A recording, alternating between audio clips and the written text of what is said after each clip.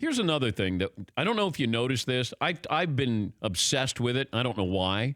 But Mychal Kendricks, the Seattle linebacker, he, of course, is going to jail for insider trading.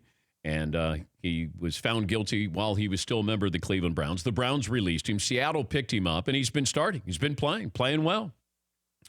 Now, and I wondered, how does the NFL allow him to play? You got a guy who he's convicted. He admitted to insider trading. And I thought, well, can you put him on the commissioner's exempt list? And then I heard from the NFL home office say, no, that's for violent crimes. Okay. Can you suspend him? No. Next thing I know, Mychal Kendricks is going to be suspended by the NFL. So what happened here? Yeah, Fritzy. Shouldn't they have done this immediately? What would be the holdup? Is there some kind of legal reason why they couldn't immediately say you're not playing? I would think if you're a convicted criminal and you're going to prison, I may not want you out there on the football field. But do they have the right? Can't the NFLPA say he's currently out of prison? He's eligible to play in your sport. The team should have the right to sign him like the Seahawks did. Why would you take away his livelihood before he goes to prison? When he goes to prison, he can't play. I don't know. I don't know if there's any rule that says if you're a convicted criminal or you're going to prison that you can't put on a football uniform. So then I didn't understand why now you can suspend him. Like, what happened here in the last 2 weeks? I'm confused. Yeah, Fritzy. Wouldn't that be an unwritten rule that if you're a convicted felon, regardless of what you did, that you shouldn't be able to continue playing in your sport? Just like any other job, I don't think they'd welcome you back to the accounting firm while you're about to go to jail. Well, have you guys seen any? I just saw where he's being suspended. I didn't see an explanation by the NFL. But it has to be a written rule. That's the point. What Fritzy's saying, it's an unwritten rule. If there's felonies that are nonviolent, and this is one of them. And if anyone if they're out, should be allowed to play if a team wants to employ him. Okay, then how are you suspending him now? I don't know. Yeah, see. Right. I mean, I think that's a big part of it. Like Paul just said, there's nonviolent crimes that should be separated from the others. There's a difference between violent and nonviolent crime in terms of severity. And I, for the life of me, don't understand why he's not allowed to play.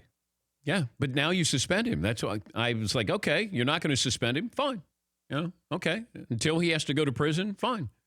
But now you suspend him? This is why I was baffled by it, because remember Jimmy Haslam, Browns owner, no investigation, no discipline with what he was accused of, and I think he had to pay like $90 million fine.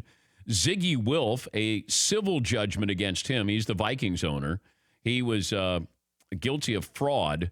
No investigation, no discipline by the NFL. So 2 owners, no discipline, no investigation.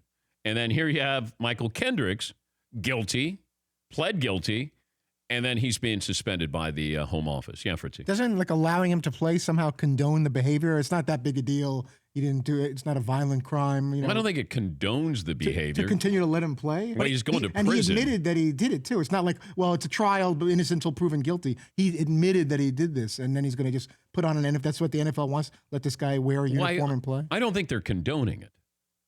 I think that's way too strong language here. There's probably 25 teams that don't condone it and didn't sign him. Yes, Seton. But in what world are you not allowed to work anymore because you're waiting to go to jail? I don't know. I mean, I don't know. Like, if you want to let him play, fine. But my issue was, then you're going to suspend him now? Like, what happened now? He's not working at Lehman Brothers. He's tackling people. Yeah. Like, I'm sure on Wall Street he couldn't work right now. There's probably some felony. It makes a little more sense. Yeah, if you're a charged felon, I'm guessing he can't trade with the SEC right now. But he's knocking people senseless. Yeah. I didn't get an answer on this. I'm looking at articles. I'm like, okay, why is he suspended?